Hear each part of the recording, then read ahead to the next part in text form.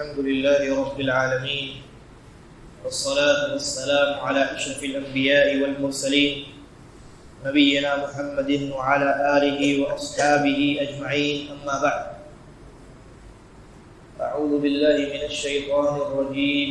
بسم الله الرحمن الرحيم. ألف لام ميم ذلك الكتاب لا ريب فيه هدى للمتقين. اس سے قبل کے دروس میں بسم اللہ الرحمن الرحیم اور سورۃ الفاتحہ کی تفسیر آپ کے سامنے پیش کی جا چکی. اب اس کے بعد قرآن مجید کی جو دوسری صورت ہے یعنی سورۃ البقرہ، اس سورہ کی ابتدا ہو رہی ہے اور اس سورہ کا جو نام ہے سورۃ البقرہ، بقرہ کہتے ہیں گائے کو، عربی زبان میں گائے کو بقرہ کہتے ہیں. اور چونکہ اس سورہ کے اندر گائے کے ایک واقعہ کا تذکرہ ہے، بنی اسرائیل میں کچھ معاملہ ہوا تھا، تو اس موقع پر اللہ تبارک و تعالیٰ کی جانب سے گائے کو ذبح کرنے کا حکم دیا گیا تھا. اس کی تفصیل آئی تو وہ جو واقعہ ہے اسی واقعے کی بنیاد پر اس سورہ کو سورۃ البقرہ کہا جاتا ہے. اور یہ جو سورہ ہے یہ مدنی سورہ ہے. قرآن مجید میں جتنی صورتیں ہیں 114 صورتیں ہیں، ان تمام صورتوں میں کچھ صورتیں مکی ہیں اور کچھ صورتیں مدنی ہیں. آپ جو قرآن مجید پڑھتے ہیں مسجد میں رکھا ہوا ہے یا آپ کے گھر میں ہوگا تو ہر سورہ کی ابتدا میں آپ دیکھیں گے اس سورہ کا نام لکھا ہے اور پھر وہ سورہ مکی ہے یا مدنی ہے یہ بھی لکھا ہے.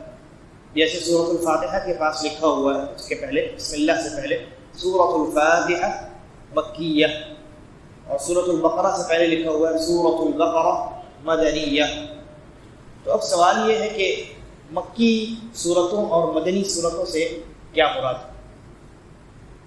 کیا اس سے یہ مراد ہے کہ وہ صورتیں جو مکے میں نازل ہوئی وہ مکی صورتیں ہیں اور وہ صورتیں جو مدینہ میں نازل ہوئی وہ مدینی صورتیں ہیں؟ اگر یہ مراد ہو تو سوال یہ ہے کہ وہ صورتیں جو نہ مکہ میں نازل ہوئی نہ مدینہ میں نازل ہوئی، وہ آیات جو نہ مکہ میں نازل ہوئی اور نہ مدینہ میں نازل ہوئی، مثال کے طور پہ ہجرت کے موقع پر جو آیات نازل ہوئی، نہ آپ مدینہ میں تھے نہ آپ مکے میں تھے، تو ان صورتوں کو کیا کہا جائے گا؟ اس مسئلے میں جو درست بات ہے وہ یہ ہے کہ مکی صورتیں ان صورتوں کو کہتے ہیں جو نبی اکرم صلی اللہ علیہ وسلم کی ہجرت مدینہ سے پہلے نازل ہوئی. وہ تمام کی تمام صورتیں مکی ہوں گی، چاہے وہ مکے میں نازل ہوں یا مکے کے علاوہ کسی دوسری سرزمین پہ نازل ہوں. اور مدنی صورتیں وہ صورتیں ہیں جو اللہ کے نبی صلی اللہ علیہ وسلم کی ہجرت مدینہ کے بعد نازل ہوئی، چاہے وہ مدینہ میں نازل ہوں یا مدینہ کے علاوہ مدینہ سے باہر کسی دوسرے مقام پر نازل ہوں. یہ مکی اور مدنی صورتوں کی صحیح تعریف ہے اور صحیح تفصیل ہے، اس کو یاد رکھنے کی ضرورت ہے. تو یہ جو سورۃ البقرہ ہے یہ مدنی صورتیں ہیں، یہ مدنی سورہ ہے. اور مکی اور مدنی صورتوں کے درمیان ایک اور فرق علماء بیان کرتے ہیں، وہ یہ ہے کہ مکی صورتوں میں جو صورت ہجرت سے پہلے نازل ہوئی ان صورتوں میں اللہ رب العالمین کی جانب سے عذاب کا اور ڈرانے کا اہتمام زیادہ ہے. کیوں؟ اس لیے کہ ہجرت سے پہلے عام طور سے مشرکین مکہ اور کفار مکہ کو اللہ کے نبی صلی اللہ علیہ وسلم ڈرانے کا کام کرتے تھے. آپ کو ہجرت سے پہلے صرف ایک مشن دیا گیا تھا، توحید. بقیہ جو مسائل ہیں جو احکامات ہیں وہ بعد میں جا کر کے شریعت میں واجب اور فرض ہوئی. تو یہی وجہ ہے کہ جو مکی صورتیں ہیں ان صورتوں میں وعید اور ڈرانا اور عذاب کا تذکرہ زیادہ ہے، جبکہ جو مدنی صورتیں ہیں ان مدنی صورتوں میں احکام و مسائل کا تذکرہ زیادہ ہے. اس لیے کہ اور وہاں عذاب اور ڈرانے وغیرہ کا معاملہ کم ہے، کیونکہ وہاں مخاطب مومنین ہیں جنہوں نے پہلے سے ایمان لایا ہے. لہذا ایمان لانے کے بعد ہمیں احکام و مسائل سیکھنے کی ضرورت تھی. اس لیے مدنی صورتوں میں اللہ تبارک و تعالیٰ نے زیادہ تر احکام و مسائل کو بیان کیا ہے کہ یہ حلال ہے، یہ حرام ہے، اگر یہ سود لین دین حرام ہے، اور اسی طریقے پر جب تم قرض ادا کرو یا قرض کسی سے لو تو ان احکامات کی پاسداری کرو، وغیرہ وغیرہ، بہت سارے مسائل کا بیان۔ تو یہ سورۃ البقرہ انہی مدنی صورتوں میں سے سب سے بڑی، بلکہ علی الاطلاق پوری قرآن مجید میں سب سے بڑی سورہ کون سی ہے؟ سورۃ البقرہ۔ سورۃ البقرہ کی ابتدا ہوتی ہے بسم اللہ الرحمن الرحیم سے، اور جیسا کہ میں نے بیان کیا تھا کہ بسم اللہ الرحمن الرحیم یہ سورۃ الفاتحہ میں تو اختلاف ہے کہ سورۃ الفاتحہ کا یہ حصہ ہے یا نہیں ہے، لیکن اس کے علاوہ بقیہ جتنی صورتیں ہیں، سورۃ البقرہ ہو، سورۃ آل عمران ہو، سورۃ النساء ہو، سورہ ناس تک جتنی صورتیں ہیں، سورۃ توبہ کو چھوڑ کر کے، ان تمام صورتوں کا بسم اللہ الرحمن الرحیم حصہ نہیں ہے، بلکہ بسم اللہ الرحمن الرحیم اس لیے نازل ہوتا تھا تاکہ دو صورتوں کے درمیان فرق معلوم ہو جائے نبی اکرم صلی اللہ علیہ وسلم۔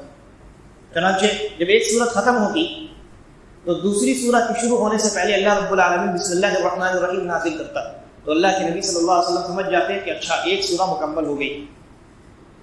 تو یہاں بھی سورۃ البقرہ سے پہلے جو سورہ ہے بسم اللہ جو ہے وہ سورۃ البقرہ کی آیت نہیں، وہ مستقل ایک آیت ہے قرآن مجید کی۔ اس کے بعد سورۃ البقرہ کی ابتدا ہوتی ہے، اللہ تبارک و تعالیٰ بیان فرماتا ہے الف لام میم، 3 حروف ہیں، الف لام اور میم۔ یہ جو 3 حروف ہیں، اولاً تو دیکھنے میں یہ 3 حروف معلوم ہوتے ہیں، لیکن اگر انسان صرف ان 3 حروف کو ایک مرتبہ پڑھتا ہے تو اللہ رب العالمین کی جانب سے اس کو 30 نیکیاں ملتی ہیں، کیونکہ نبی اکرم صلی اللہ علیہ وسلم نے فرمایا کہ یہ جو الف لام اور میم ہے یہ 3 حروف ہیں، اور ہر ایک حرف پر 10 نیکیاں ہیں۔ الف لام میم ایک حرف نہیں ہے، گرچہ آپ ایک بار میں بول دیتے ہیں، لیکن در حقیقت یہ 3 حروف ہیں، لہذا ایک حرف کی ادائیگی پر 10 نیکیاں، 3 حروف کی ادائیگی پر 30 نیکیاں انسان کو مل جاتی ہیں۔ اور یہ جو الف لام میم ہے، یہ ان کو حروف مقطعات کہا جاتا ہے۔ حروف مقطعات، حروف تو آپ جانتے ہیں الف سے لے کر یا تک، جو حروف الہجا جس کو کہتے ہیں، حروف تہجی جس کو کہتے ہیں، الف سے لے کے یا تک یہ حروف ہیں۔ اور کہا حروف مقطعات، مقطعات کا معنی کیا ہوتا ہے؟ مقطعات کا معنی ہوتا ہے الگ الگ، ملے ہوئے نہیں۔ جیسے اس کے بعد جو آیت ہے الف لام میم کے بعد ذالک، ذال لام کاف، ان تینوں کا آپ ذال لام کاف نہیں پڑھتے بلکہ ذالک پڑھتے ہیں، ہے نا؟ لیکن یہاں الف لام اور میم کو آپ آ لا ما نہیں پڑھتے ہیں، کیا پڑھتے ہیں؟ الف لام میم۔ گویا یہ تینوں مقطعات ہیں، الگ الگ ہیں۔ مقطعات یعنی ان کو کاٹ کر کے الگ الگ کر دیا گیا ہے۔ تو اس طرح کے الفاظ جتنے بھی قرآن مجید میں ہیں، کاف ہا یا عین صاد طا سین میم قاف سین نون وغیرہ وغیرہ، ان تمام کو حروف مقطعات کہتے ہیں۔ اور ان حروف مقطعات کے متعلق جو راجح قول ہے علماء کا وہ یہ ہے کہ ان حروف مقطعات کا کوئی معنی نہیں، یا بعض علماء نے کہا کہ اس کا اگر کوئی معنی ہے تو اللہ رب العالمین بہتر جانتا ہے۔ اب ان کو قرآن مجید میں اللہ رب العالمین نے جو ہر بعض صورتوں کی ابتدا میں اس کو نازل کیا ہے، اس کی حکمت کیا ہے؟ تو اس کی حکمت بیان کرتے ہوئے علماء یہ لکھتے ہیں کہ اس کی حکمت یہ ہے کیونکہ قرآن عرب کے درمیان نازل ہوا، جو عربی زبان بولنے والے تھے، عربی زبان میں مہارت تھی جن کو، اور اتنی زیادہ مہارت تھی، وہ اتنے زیادہ فصیح و بلیغ تھے عربی زبان کے ادا کرنے میں کہ وہ دوسری زبانوں کے بولنے والوں کو گونگا تصور کرتے تھے اپنے سامنے۔ اور یہ حقیقت ہے کہ عربی زبان بہت ہی ریچ لینگویج ہے، اس کے اندر اتنی وسعت ہے اور اتنی فصاحت، اتنی بلاغت ہے کہ میں ابھی ایک مثال سے آپ کو سمجھاؤں گا۔ تو عرب جو ہے یہ عربی زبان کو اپنے لیے باعث فخر سمجھتے تھے، اور اس عربی زبان کے ادا کرنے میں وہ بہت فصیح اور بہت بلیغ تھے۔ چنانچہ دوسری زبانوں کے بولنے والوں کو وہ ڈائریکٹ گونگا کہتے تھے کہ تمہیں کچھ نہیں آتا، ہمارے سامنے تمہاری کوئی حیثیت نہیں۔ اسی لیے کیا کہتے ہیں؟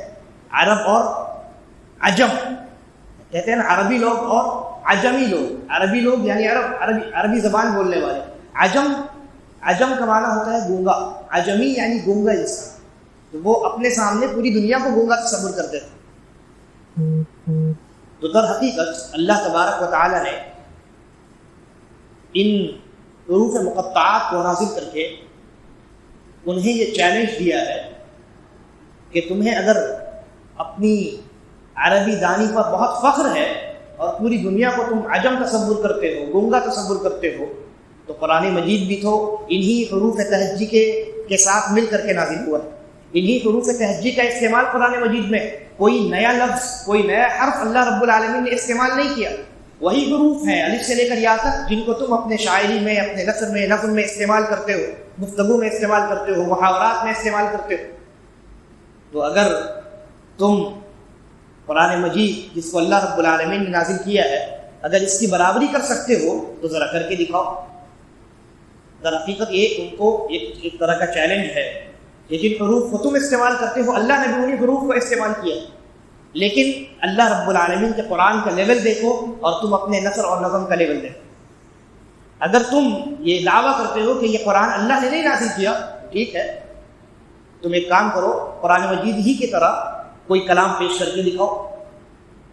ایک واقعہ مجھے یاد آ رہا ہے، اور مجھے اس بات کا علم نہیں ہے کہ یہ واقعہ درست ہے یا غلط ہے، لیکن بطور یعنی مثال میں آپ کے سامنے بیان کرتا ہوں۔ تاریخی واقعہ ہے، جب قرآن مجید نازل ہو رہا تھا تو اس زمانے میں کعبہ کی جو دیوار ہے اس دیوار پر ایک مسابقہ ہوتا تھا۔ مسابقہ اس طرح سے ہوتا تھا کہ ایک آدمی آ کر کے ایک شعر لکھتا عربی زبان میں، اور وہ شعر کعبہ کی دیوار پر اس وقت تک لکھا رہتا تھا جب تک کوئی دوسرا شاعر اس سے بہترین شعر لا کر کے اس کعبہ کی دیوار پر نہ لکھ دے۔ تو یہ سلسلہ چلتا چلا گیا۔ ایک صحابی نے آ کر کے، قرآن مجید میں سورۃ الکوثر نازل ہوئی، انا اعطیناک الکوثر، ہم نے آپ کو کوثر عطا کیا، فصلی لربک وانحر، اپنے رب کے لیے نماز پڑھی اور قربانی کیجیے، ان شانئک هو الابتر، یہ پوری سورت۔ تو ایک صحابی نے آ کر کے یہ سورۃ الکوثر کعبہ کی دیوار پر لکھ دیا۔ جب مشرکین شعراء نے دیکھا اس کلام کو تو دنگ رہ گئے، اور کسی کی ہمت نہیں ہوئی کہ اس سے بہترین کلام پیش کر کے دکھائے۔ ایک مدت تک کعبہ کی دیوار پر سورۃ الکوثر لکھی رہی۔ ایک آدمی اٹھا، اس نے کہا کہ میں اس سے بہترین کلام پیش کر کے دکھاؤں گا، میں اس سے بہترین اور فصیح اور بلیغ کلام پیش کر کے دکھاؤں گا۔ چنانچہ وہ دن بھر سوچتا رہا، رات بھر سوچتا رہا، 2-3 دن کے بعد وہ آیا اور آ کر کے اس نے کہا کہ ایک شعر میں 2 مصرع ہوتے ہیں، یعنی ایک شعر 2 لائن کا ہوتا ہے، اور یہاں تو 3 لائن ہے، تو یہ تو ایک شعر ہوا اور آدھا شعر ہوا، 1.5 شعر ہوا، 2 شعر مکمل ہی نہیں ہوا۔ انا اعطیناک الکوثر فصلی لربک وانحر، یہ ایک شعر ہو گیا۔ ان شانئک هو الابتر، یہ ایک دوسرے شعر کا پہلا مصرع ہے، دوسرا مصرع کہا گیا، لیکن اس نے دوسرا مصرع جو مکمل کیا ہے اس میں بھی اس نے اپنی تقصیر کا اعتراف کیا۔ اس نے دوسرا مصرع لکھا، کہا ما ھذا کلام البشر، یہ کسی بشر کا کلام ہی نہیں۔ انا اعطیناک الکوثر فصلی لربک وانحر ان شانئک هو الابتر، کہا ما ھذا کلام البشر، یہ کسی انسان کا کلام نہیں ہو سکتا۔ تو کہنے کا مقصد یہ ہے اللہ رب العالمین نے قرآن مجید کو انہی حروف کے ذریعے سے نازل کیا ہے جن کو عرب اپنی زبانوں میں استعمال کرتے تھے، لیکن اس کے باوجود عرب قرآن مجید کی طرح کوئی کلام پیش کرنے سے قاصر رہے۔ مسیلمہ الکذاب جس نے نبوت کا دعویٰ کیا تھا، ایک صحابی اس کے پاس گئے تو اس نے پوچھا کہ تمہارے صاحب پر یعنی تمہارے نبی پر کیا نازل ہوتا ہے؟ تو انہوں نے سورۃ العصر کی تلاوت کی، کہا ہمارے نبی پر یہ سورت نازل ہوئی ہے بطور مثال والعصر ان الانسان لفی خسر الا الذین آمنوا وعملوا الصالحات وتواصوا بالحق وتواصوا بالصبر۔ مسیلمہ الکذاب نے کہا کہ میرے اوپر بھی ایک سورہ نازل ہوئی، تو اس نے کچھ الٹا پلٹا جو دل میں آیا اس نے بس قافیہ ردیف ملا کر کے 2 لائن بنا دیا، کہا کہ دیکھو میرے اوپر یہ نازل ہوا ہے۔ تو جو صحابی گئے تھے انہوں نے یہ کہا کہ مسیلمہ تم بھی جانتے ہو کہ میں یہ جانتا ہوں کہ تم جھوٹ بول رہے ہو، تم بھی جانتے ہو کہ مجھے یہ معلوم ہے کہ تم جھوٹ بول رہے ہو، تمہارا یہ کلام ایک ادنا سا عربی آدمی آ کر کے یہ ثابت کر سکتا ہے کہ یہ کلام اس میں کوئی قوت اور کوئی طاقت نہیں۔ یہ اللہ کے کلام کا مقابلہ نہیں کر سکتی۔ تو اللہ تبارک و تعالیٰ نے حروف مقطعات کو نازل کر کے سورہ کی ابتدا میں اہل عرب کو یہ چیلنج دیا ہے کہ قرآن مجید انہی حروف تہجی سے مل کر کے بنا ہے، اگر تم یہ کہتے ہو کہ یہ اللہ کا کلام نہیں ہے تو اس جیسا کلام پیش کر کے دکھاؤ انہی حروف تہجی کے استعمال سے۔ تو یہ معنی ہے حروف مقطعات کا۔ اس کے بعد اللہ تبارک و تعالیٰ نے فرمایا الف لام میم ذالک الکتاب۔ اچھا ایک بات اور حروف مقطعات کے تعلق سے، بعض حضرات قرآن مجید میں جو بعض حروف مقطعات ہیں، خاص طور سے طٰہٰ اور یاسین، ان دونوں کے متعلق اور طاسین، ان حروف مقطعات کے متعلق یہ کہتے ہیں کہ یہ نبی اکرم صلی اللہ علیہ وسلم کے بعض ناموں میں سے چند نام ہیں۔ طٰہٰ یہ اللہ کے نبی صلی اللہ علیہ وسلم کا نام ہے، یاسین اللہ کے نبی صلی اللہ علیہ وسلم کا نام ہے۔ یہ بات غلط ہے، اس کی کوئی حقیقت نہیں، ایسی کوئی روایت اور کوئی صحیح روایت حدیث نہیں ہے جس میں طٰہٰ اور یاسین کو نبی اکرم صلی اللہ علیہ وسلم کا نام قرار دیا گیا، یہ غلط بات ہے۔ حروف مقطعات کی تفصیل وہی ہے جو میں نے آپ کے سامنے بیان کی کہ اس کا یا تو کچھ معنی نہیں ہے، یا اگر معنی ہے بھی تو اللہ رب العالمین اس کو جانتا ہے، اور اس کو اللہ نے اسی حکمت کے تحت اہل عرب کو چیلنج کرنے کے غرض سے نازل کیا ہے۔ آگے بڑھتے ہیں۔ اللہ تبارک و تعالیٰ نے کہا الف لام میم ذالک الکتاب لا ریب فیہ، وہ کتاب جس میں کوئی شک نہیں۔ سب سے پہلی چیز تو یہ ہے ذالک، یہ جو عربی زبان میں اسم الاشارہ کہتے ہیں، اشارہ کرنے کے لیے استعمال ہوتا ہے۔ ذالک یہ کوئی چیز جو دور رکھی ہو تو ہم کہتے ہیں ذالک وہ چیز، اور وہ چیز مذکر ہونی چاہیے تو ہم اس کے لیے لفظ ذالک کا استعمال کرتے ہیں۔ قرآن مجید میں اللہ رب العالمین نے ذالک الکتاب کیوں کہا کہ وہ کتاب تو ہمارے درمیان موجود ہے، قرآن مجید نازل ہو رہا تھا نبی اکرم صلی اللہ علیہ وسلم کے پاس، لیکن مفسرین نے لکھا ہے در حقیقت اللہ تبارک و تعالیٰ نے یہاں وہ کتاب کہہ کر کے قرآن کی منزلت اور اس کی مرتبت اور اس کی بلندی کی جانب اشارہ کیا۔ قرآن حسی اعتبار سے بھی بلند ہے، معنوی اعتبار سے بھی بلند ہے۔ معنوی اعتبار سے یعنی اس کی قدر و منزلت اتنی بلند ہے اور قرآن مجید کی اہمیت بہت زیادہ ہے، اور حسی اعتبار سے یعنی اصلاً قرآن مجید بہت بلند اللہ رب العالمین کے یہاں لوح محفوظ میں لکھا ہوا ہے، بہت بلندی پر واقع ہے لوح محفوظ۔ تو یہ معنی ہے ذالک الکتاب کا۔ تو اللہ رب العالمین نے کہا ذالک الکتاب، وہ کتاب یعنی قرآن مجید، لا ریب فیہ، اس کتاب میں کوئی شک نہیں ہے، اس کتاب میں یعنی اس کتاب کے منزل من اللہ ہونے میں کوئی شک نہیں۔ قرآن مجید اللہ رب العالمین کی جانب سے نازل شدہ ہے، اس معاملے میں کوئی شک نہیں۔ اس کے بعد کہا ھدی للمتقین، کہ یہ جو کتاب ہے جس کے اللہ کی جانب سے نازل شدہ ہونے میں کوئی شک نہیں ہے، یہ متقیوں کے لیے ہدایت ہے۔ متقیوں کے لیے کیا ہے؟ ہدایت ہے۔ اچھا ایک سوال ہے، اسی سورۃ البقرہ میں جہاں رمضان کا تذکرہ ہے، روزوں کا تذکرہ ہے، وہاں اللہ رب العالمین نے کیا فرمایا؟ کہا شہر رمضان الذی انزل فیہ القرآن، کہ رمضان وہ مہینہ ہے جس میں قرآن کو نازل کیا گیا۔ اب قرآن کی صفت بیان کی جا رہی ہے ھدی للناس، کہ یہ تمام لوگوں کے لیے ہدایت ہے۔ تو سورۃ البقرہ میں ایک جگہ اللہ نے کہا قرآن تمام لوگوں کے لیے ہدایت ہے، اور اس سورہ کی ابتدا میں اللہ کہہ رہا ہے کہ یہ متقیوں کے لیے ہدایت ہے۔ تو ایک طرف خاص طور سے بیان کیا جا رہا ہے کہ یہ صرف متقیوں کے لیے ہدایت ہے، اور دوسری طرف یہ کہا جا رہا ہے کہ یہ تمام لوگوں کے لیے ہدایت ہے۔ یہ تو ٹکراؤ ہو گیا نا، تعارض ہو گیا ظاہری اعتبار سے۔ اس کا جواب آپ کو اگر سمجھنا ہے تو میں نے سورۃ الفاتحہ کی تفسیر میں ہدایت کے تعلق سے ایک بات آپ کو بتلائی تھی، اگر وہ آپ کو یاد ہے تو یہ بہت آسانی سے آپ سمجھ سکتے ہیں۔ ہدایت کی بنیادی طور پہ دو قسمیں، جس کا میں نے تذکرہ کیا تھا۔ ہدایت دو قسم کی ہوتی، ایک ہدایت ہوتی ہے رہبری کرنا، راستہ دکھانا، جس کو ہدایت الدلالہ والارشاد کہتے ہیں، کہ بھائی یہ سیدھا راستہ ہے، اس راستے پہ چلو گے تو اپنی منزل مقصود تک پہنچ جاؤ گے۔ یہ رہبری کرنا اس کو کہتے ہیں، ہدایت دینا، رہبری کرنا۔ نبی اکرم صلی اللہ علیہ وسلم کے بارے میں اللہ نے کہا وَإِنَّكَ لَتَهْدِي إِلَى صِرَاطٍ مُسْتَقِيمٍ، کہ آپ صراط مستقیم کی جانب رہبری کرتے ہیں، یعنی آپ دکھاتے ہیں لوگوں کو یہ راستہ صراط مستقیم ہے، یہ سیدھا راستہ ہے۔ اور ہدایت کی دوسری قسم کیا ہے؟ ہدایت التوفیق کہ اس سیدھے راستے پر چلنے کی توفیق دینا. یہ ہدایت کی دوسری قسم.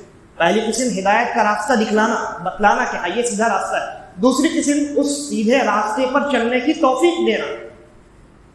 یہ دو معانی ہیں ہدایت کے. تو جہاں اللہ تبارک و تعالی نے ہدی للناس کہا ہے کہ قرآن مجید تمام لوگوں کے لیے ہدایت ہے، وہاں ہدایت الدلالہ والارشاد مراد ہے. یعنی قرآن مجید تمام لوگوں کو اس سیدھے راستے کی جانب رہبری کرتا ہے، دکھلاتا ہے کہ دیکھو یہ سیدھا راستہ ہے. تمہیں نہیں معلوم تھا، تم شرک کی ظلمتوں میں گرے ہوئے تھے، اللہ نے قرآن مجید کو نازل کیا جس کی روشنی سے جو سیدھا راستہ ہے، ہدایت والا راستہ ہے، وہ منور ہو گیا. وہاں رہبری والی ہدایت مراد ہے. جبکہ یہاں ہدی للمتقین میں دونوں ہدایات مراد ہیں. ہدی للمتقین میں دونوں ہدایات مراد ہیں. جو لوگ تقوی اختیار کرتے ہیں، جو اللہ رب العالمین کا خوف اپنے دل میں رکھتے ہیں، اللہ تبارک و تعالیٰ ان کو سیدھا راستہ دکھلاتا بھی ہے اور سیدھے راستے پر چلنے کی توفیق عطا بھی کرتا ہے. یہ معنی ہے ہدی للمتقین کا. اس کے بعد اللہ رب العالمین نے متقیوں کے چند صفات کا تذکرہ کیا ہے، اور تقریباً وہ 6 صفات ہیں. اور پھر اس کے بعد اللہ رب العالمین نے کافروں کا تذکرہ کیا. حقیقتاً جو سورۃ البقرہ کی ابتدائی چند آیات ہیں، آپ جو موجودہ قرآن ہے اس میں 2 رکوع اگر آپ اٹھا لیجئے تو ان 2 رکوع میں اللہ رب العالمین نے 3 قسم کے لوگوں کا تذکرہ کیا. سب سے پہلے سب سے پاکیزہ لوگوں کا تذکرہ کیا، یعنی متقیوں کا تذکرہ کیا. پھر ان سے بدتر لوگوں کا، یعنی خبیث لوگوں کا تذکرہ کیا، یعنی کفار کا تذکرہ کیا. اور اس کے بعد ان سے بھی زیادہ خبیث لوگوں کا تذکرہ کیا، یعنی منافقین کا تذکرہ کیا. تو ہم نے متقیوں کے تعلق سے جو بات کی ہے، اس میں اس آیت کے بعد اب متقیوں کے 6 صفات کا تذکرہ ہوگا، اور پھر اس کے بعد کافروں پر بحث ہوگی، پھر اس کے بعد منافقین پر بحث ہوگی. انشاءاللہ اگلے درس میں ہم اس سلسلے کو جاری رکھیں گے. اللہ تبارک و تعالی ہم تمام کو قرآن مجید میں غور و فکر کرنے کی توفیق عطا فرمائے اور ہم تمام کا خاتمہ بالخیر کرے.